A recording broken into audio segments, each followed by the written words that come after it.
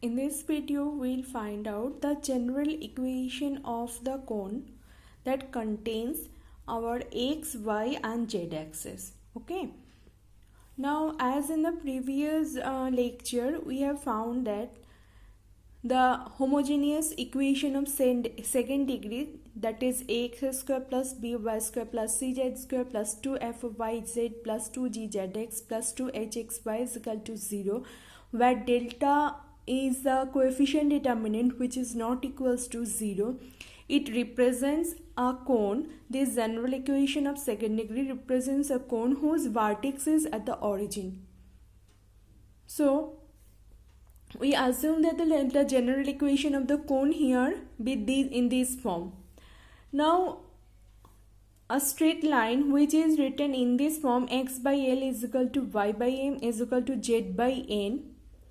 This straight line lies on this equation of cone if this condition is satisfied.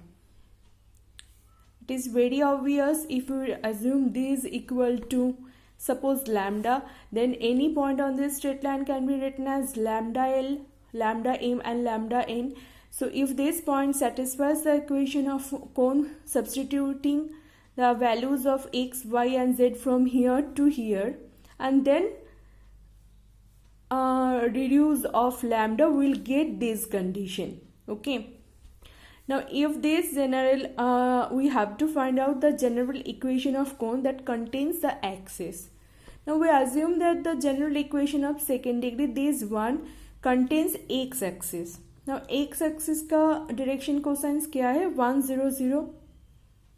Now if you put this 1 0 0 into this condition, you will get a is equal to 0. Similarly, if the cone contains y-axis whose direction cosines are 0 1 0, then if you substitute in the condition, you will get b is equal to 0, and similarly for z-axis you will get c is equal to 0. So from this equation, if you get for this equation you get a is equal to b is equal to c is equal to 0. So the remaining portion is the cone that contains the three axes x, y and z. So the equation of the cone will be fyz plus gzx plus hxy is equal to 0.